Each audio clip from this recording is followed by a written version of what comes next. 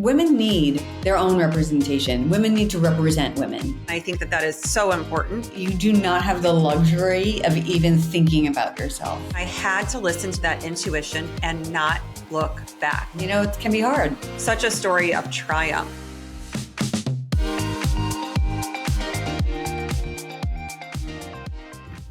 Welcome back to I Can Fit That In, the podcast where ambition meets alignment. Today's guest has spent her career aligning power with purpose in boardrooms, courtrooms, and beyond. Jennifer Justice, widely known as JJ, is a powerhouse in business, law, and leadership. As a former entertainment executive and entrepreneur, she has built her career advocating for equity, innovation, and intentional growth. She spent 17 years as Jay-Z's personal attorney, helped shape the rise of Roc Nation as its general counsel and EVP, and represented icons like Beyonce during her tenure there.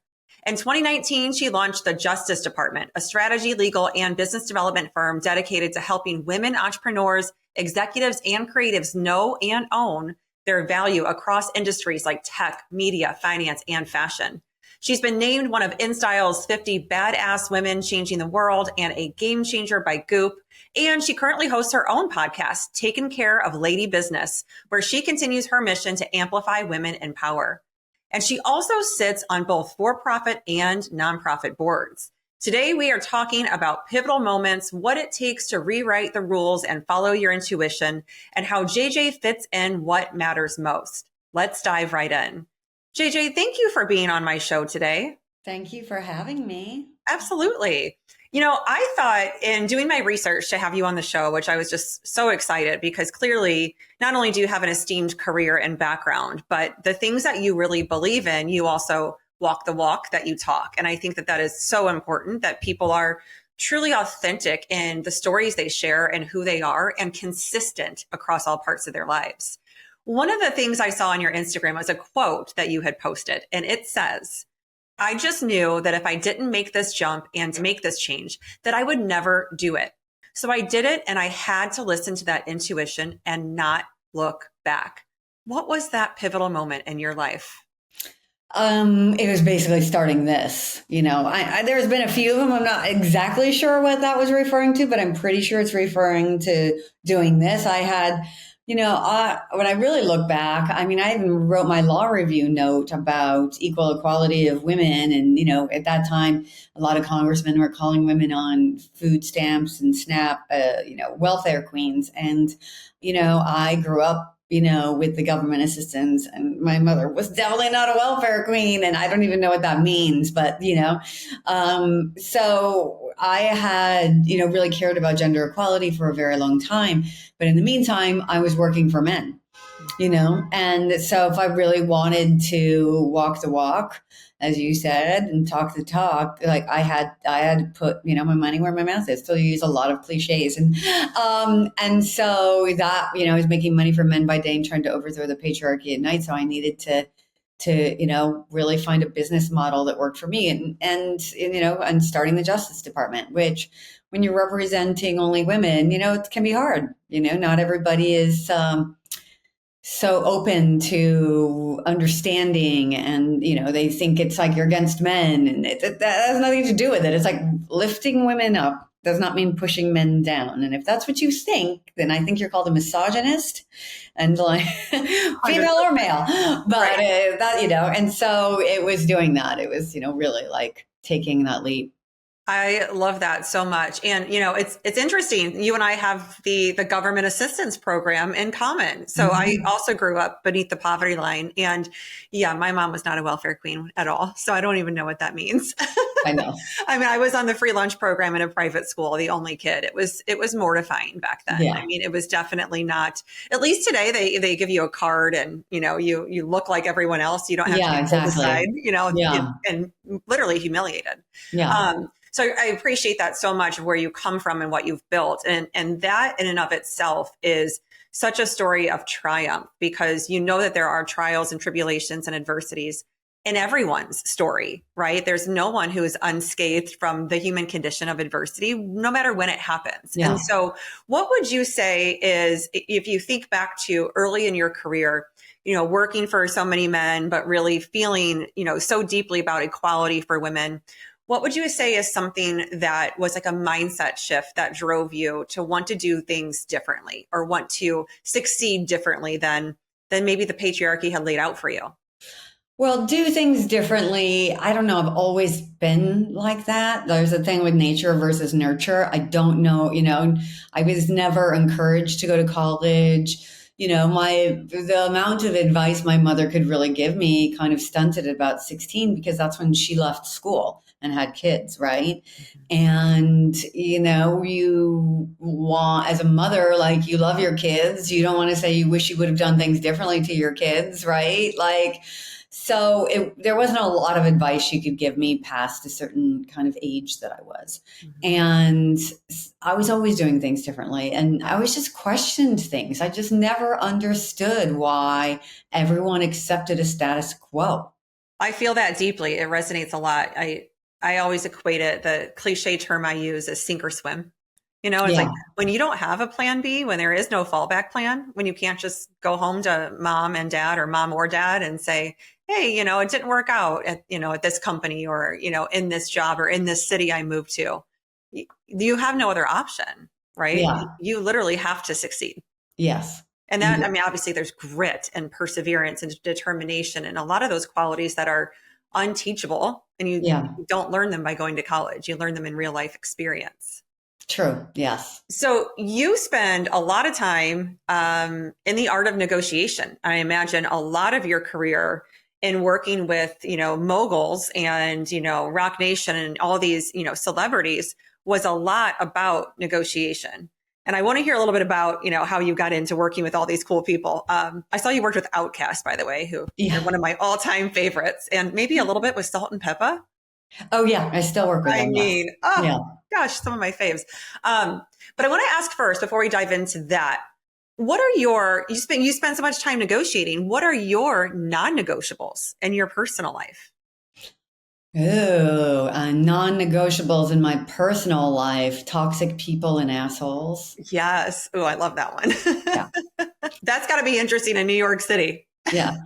Well, no, New York is, I don't know why it gets such a bad rap. Everybody's just like, we have things to do. We just don't stop, and have major conversations. We're very nice people. It's just that we'll give you tell you where to go and we'll just keep going. We're not going to start a full conversation. Yeah. I find the people who pretend they're nice to you and then talk behind your back as you walk away, that's not nice people, right? Downright nasty. Right. So back to your non-negotiables, what would you say are those things, so toxic people for one. Yeah. Is there anything that is like, what is something that you do for yourself that you won't betray yourself for? No one can take you away from that. Well, that is spending some quality time with my kids, right? So people who try to text or call on the weekends for work, and unless you're in jail, which I'm not a litigator anyway, and do criminal, and look, there are some situations, but your life is no more important than mine, Yeah. And because I did that, I spent so much time in the music industry. You literally would think these people think that they are curing cancer, solving world peace, and climate change all at the same time. So self-important that approving credits at 1 a.m. on a Saturday. It's like, no, it's not necessary. I can imagine the rightiousness in that field. It's unbelievable, Yeah. And so spending that time and it's really important to me for sure. Absolutely. I feel that as a mom I know we have children around the same age, so I definitely feel that one. So let's go to your career in the music industry. What was that really like? I mean, where did it come from? Was it something you aspired to do or was it something you landed in? Like walk us through that. Well, when people growing up below the poverty line also usually means that no one in your family has gone to college, which no one in my head had. I'd already mentioned my mom didn't graduate high school, so I didn't have any mentors. I knew I wanted to get out of that situation, so I went to college. The only problem is when you're in college and you have no mentors, you don't really understand what to do. And this is pre-internet, really. Yeah. What jobs are there? And college counselors are not very great at that. Mm-hmm. They're not really good at helping you find the jobs. Right. So I didn't know what to do. And I was in Seattle. I didn't want to work for Microsoft, Microsoft or Starbucks or Yeah. Amazon. I didn't want to be in those careers. I just thought about what I loved. I had been working at the prosecutor's office, so I was around a lot of lawyers and thought, well, okay, I'll go to law school because I'm not really sure what else to do. So I went to law school. But before I left, there were a bunch of people that were in bands that were big, in the grunge years. And Seattle's a really small scene. And I really did love the music and people, we had friends in common, et cetera. Before I left, they were like, we had lawyers and they were women. And I was like, what? So I decided I wanted to be a music lawyer, totally naive, which is not really easy to get into. It's kind of who situation. Thankfully, when I was at Cornell Law School, I met somebody who knew people in the music industry. I worked for the big Wall Street firm that he worked at for a while, but then he left and he went into the music industry. So then he helped me get into it. And the very first company that I interviewed with, the law firm I interviewed with, which is still a big law firm, and a lot of big artists are still there. But there's one crazy factor. They have no women, but there's a lot of artists that are still with them for some reason.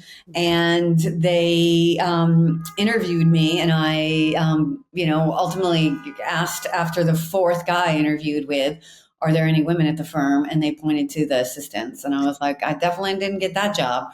So I then interviewed with somebody who was leaving that firm and starting a firm with another female partner and other women. Because when you interview at those kinds of places and there's no women there, you're never getting anywhere. They don't value you, right? They don't value, I don't know why the female artists stay there. I don't know why the male artists stay there, honestly. So it's not rocket science being a music lawyer. It's just not. It's like who you are as big as the leverage of your artist. And so it's, I interviewed at this other place and there were more people that looked like me. And I, was interviewing and they were asking me where I was from and, kind of music I liked and whatever. And then they started going through their whole litany of artists and they went through all of them that were popular at the time and then said, oh, when we have this young hip hop artist named Jay-Z. And I was like, oh, Reasonable Doubt's my favorite album. And they're like, what? How do you even know who he is? And so I knew I got that job. Yeah. And thank God I went there instead of the other job. Like if I hadn't asked that one question, maybe they would have hired me, but I never would have gone anywhere because they didn't value me. They don't value women at that company. Right. So I, I did really well at the other one because I did, and Jay-Z was already there as a client. And then soon thereafter we got Outkast and I started building my own roster of clients from Mark Ronson to Slipknot to you name it. It was just like a whole gamut of different kind of artists. And I was there for 11 years until I went over to Rock Nation. Amazing. Thank you for walking us through that. It's a very different career, not a lot of people do that. So it's really, really neat. And I also feel you deeply on, obviously working in a very male dominant firm and, and industry as a whole, on Wall Street, working at Goldman. I was interviewed when I first went there, they were my client and I'd been working only for a couple of years professionally, but they were a tough client and I was learning a lot because they really put me through the ringer every day. And I asked for my resume and in 14 interviews, even though I'm asked to give them a resume, right? I wasn't looking for a job. And 3 women, of course, the rest men. And I'm taken to lunch on my second day of work there. And it's the 2 heads of the entire department that I now work for. And they said all these nice things, oh, you're, breath of fresh air. And, we're so excited to have you. And I was 25 years old. And so I'm thinking, well, that's really nice to hear. And they said, well, you have an uphill battle ahead of you. The one person out of all 14 who interviewed you, who did not want to hire you, is now the woman you report to. I'm like, are you kidding me? Yeah. So the next 3.5 years, what I dealt with was very inhumane treatment and really poor leadership, which is actually the reason I do the work I do now. So after spending all that time in corporate America and learning what leadership is not and what I would never want. Why would they put you in that position? Right? Exactly. And then I had just signed on the dotted line too. So it was like, I was done. That said, I do think I've been on a mission when I work with women, because I work with men and women, but when I work with women, I'm like, we have got to stop, pushing others down. Like this is about the more that we all lift each other up, we all rise, Yeah. and it's not, you're right. It's not about being better than men or squashing white men and making them someone they're not. It's just about if we're all in this together, like we're all going to do better together, Yeah. regardless of gender and color and size. And The irony is, who told you that, by the way? oh my gosh, who told me about my boss? Yeah. The two department heads. Yeah. Well, guess what they were doing? Oh yeah. Making sure that the women are divided and conquered. Like, absolutely. it's like we fall for it every single time. It's like I know. losing benefits when we catfight. Yes. Men. Right. Yes. I know that division. It's like, come on. Yes. Oh. It's like, it's, yeah. So, I get it. Like when there's only one office that you think you can be in, then of course you're gonna like fight for that office. But who's the one who made sure there was only one office? Right. It's absolutely. It's like the difference between like giving me a pill or solving a root problem of what is wrong with me. Like, let's solve the root problem. The root problem is they don't want us there. Okay. Yeah. Like they want us to do their support work and that's it. Just like their wife at home is doing theirs. The people who are magically toothpaste appears in their bathroom. Like, do you know there's a store you can buy that? Yeah. Or Amazon works wonders. Exactly. And you know what? If you're continuing to do that, then you're part of the problem. So true. So you don't really get the right to complain. Yeah. But, if you call out the root problem and solve the root problem of it, then, we can actually coexist. If women had equal pay to men, we would put trillions of dollars into the U.S. economy alone. Trillions. 100%. That's amazing. Yeah. 100%. Yeah. I can see that. So what would you say for you? How has success evolved over time as far as how you define success? Well, I can't ignore the fact that I broke the cycle of poverty, which is, I've done more by doing that than most people will do in their lifetime. When you're born on third base and then you tell me you've made all this money, it's still impressive, but it's that mindset of the poverty mentality, you never lose, never goes away. So it's something that you're fighting constantly. And, so that I have to be grateful for that success. And then, making sure that I'm not doing the same things with my own kids and helping them as well. So, those are great successes. Financially, I'm still a woman, so it's always a struggle. It's ridiculous, but it's true, so, and you live, living in the most expensive place in all of the United States and second most expensive in the world. Like it just came out second to Hong Kong, it's not easy. So, I rely a lot on other women giving me business basically, and trying to make the most of it. But financially, it's really hard to measure success as a woman because there's no comps. There's not a lot of self-made women. There's a lot of billionaire women who are billionaires because of their ex-husbands, right? Or, through their families. But the amount of self-made women, it's really hard. So, everybody has their own measure of success internally. And, you're like, I'm healthy. My kids are healthy, knock on wood. We don't lack for food or enjoyment or fun. So, which is different than how I grew up, 100%. I didn't get on a plane till I was 16. My grandmother died without ever being on a plane, train, bus, boat, nothing, Yeah. So it's like I'm extremely successful financially, not so much. Yeah. Yeah. And it's interesting because when you grow up in poverty, like you said, it never leaves. You have to get out of that scarcity mindset. Yeah. So that you have a different relationship with money and with your earning potential. Mm-hmm. And so that you don't pass that on in the trajectory of your family lineage. And I feel that strongly too. Cause I'm like, I don't want to raise entitled children, but at the same time, like I appreciate the fact that they don't have the lack or the scarcity mindset that I had to endure. Yeah. Right. Yeah. We don't choose the families we're born into, we don't say, hey, I want that one. That looks like fun. Yeah. Everyone has their issues. Being born with too much money has its issues, Absolutely. When you have no money and you're in poverty, you do not have the luxury of even thinking about yourself. Yes. are Yes. thinking about problems, Yeah. because that is a luxury, you know? Yeah. Yeah. Yeah. I hear you. So what would you say if you were to give the very young you, let's go back to, you've graduated college. What advice would you give yourself at that point, looking back? Trust your intuition. Always ask for more. Don't believe them when they say that, they're giving you a big raise because you deserve it. You probably deserve a lot more. They're only giving it to you because they're afraid that you would ask for more, and you deserve a lot more. You deserve a lot more than people are giving you. Oh, I love that so much. Yeah, it's so true.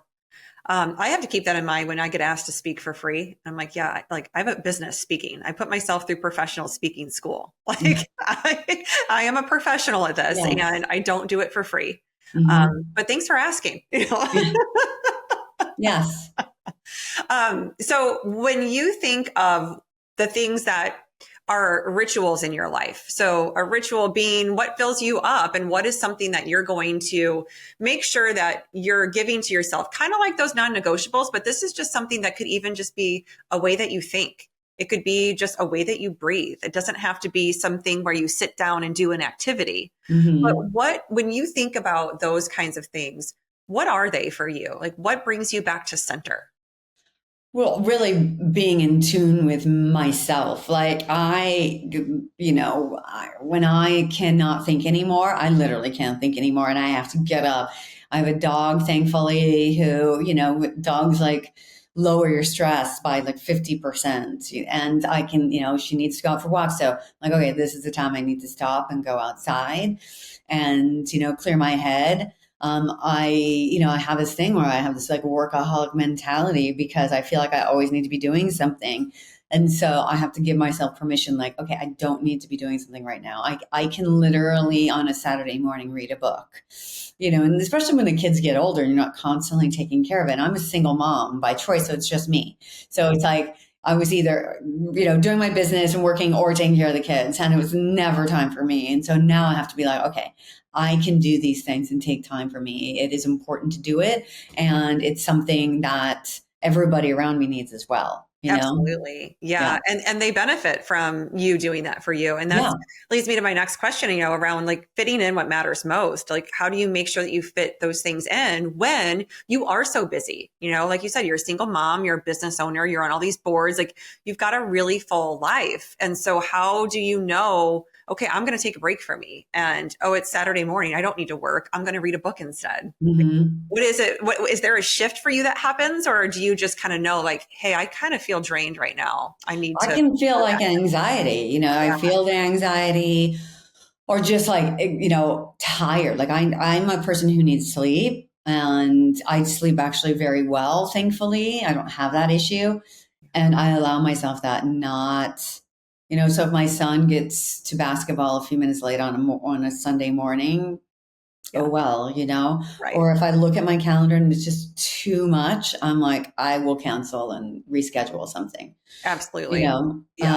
because I need to take care of myself. Right. Right. So many people are very beholden to their calendars. And what they're Hmm. not beholden to is prioritizing things in their life, Yeah. and then they feel like they have no control. Yeah. Right. Yeah. Yeah. And I always make time to exercise. I just had Robin Berzin from Parsley Health on my podcast, and she was like, it's so crazy, because they're functional medicine doctors, that people don't understand that the number one way to stay healthy is to exercise. Yeah. Like she's like Move. far and above anything else Yeah. is exercise, Yeah. Makes sense. Move your And so body. if we're not prioritizing that, then they're like, yeah. Yeah. It's so true. So true. Mhm. Well, talking about your podcast, share more with us about that. I started the podcast because I had been in so many rooms with men only for the most part, talking in jargon and dialogue that was intimidating to women and us and me, that I was like, I don't even know what they're talking about. And we know when we're in these rooms that we feel stupid asking the stupid questions. But at this point, my reputation was set. I had been in something that I don't care about asking the stupid question anymore. If you think I'm dumb, then you're a misogynist. Like, there's many things I know that you don't. Okay. So, I just been decided, like I had been on this one call and I'd been hired by a private equity company to help them assess the buying of a publishing company. And they kept talking about dry powder, dry powder, dry powder. And I was like, what is dry powder? Thankfully, I was on call so I could look it up. And I was like, extra money? Like, why can't you just say this? So it became very clear to me. And then representing women over and over that had other attorneys before, but they didn't feel comfortable saying everything to them because they were men and they were being judged and they were being told, oh, this is the best you're going to get. Or don't worry about it. I've taken care of it. Things that you should not be hear from somebody that you're employing, by the way. Yeah. And I was like, women need their own representation. Women need to represent women, right? And that as lawyers, for sure, agents, as accountants, all of those things that are mostly male businessy always should have women. I started the podcast so I could show other women all of my amazing friends that were super smart and successful, but nobody knew who each other were, right? It was the one way. It's like I can do it in a networking thing, but I can do it really show who they are. And so the point of, and I take the piss out of, lady business, lady business just used to be about our lady parts, it's lady business. So I, interview, career women, female founders, women in, finance, to all their different kinds of, and mostly they all have their own career, own companies for the most part, or executives in big companies, to give other women advice to show them they can either be them, they can hire them, or get advice from them, just lasting advice. And that's what it is. And we're 120 episodes in. Yeah. So yeah, it's been really fun. And I've had amazing women on it, from Jennifer Fisher to Sally Krawcheck to Tori Dunlop to Taryn Toomey, Cindy Gallup, just, amazing, amazing women. Robin Berzin, who I just mentioned. Yeah. And more to come, because there's a bunch that haven't, Robin's hasn't even been released yet.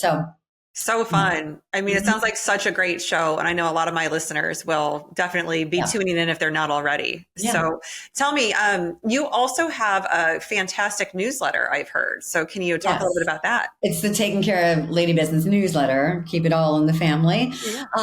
And it's, it started just like talking about the whatever episode of podcast it was. And then I started getting like all these, questions about negotiation, et cetera. So it's just like advice.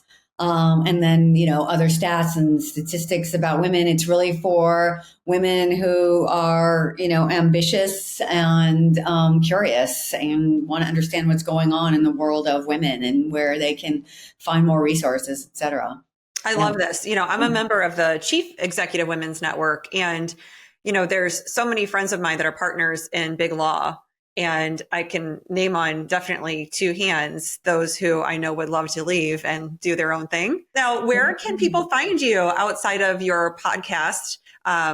What's your website? Where's the best place to go, and your social media handles? So the website is www.thejusticedep.com. On Instagram, I'm at Jennifer Justice L and at thejustice.dept, and TikTok at Taking Care of Lady Business, and same with YouTube at Taking Care of Lady Business.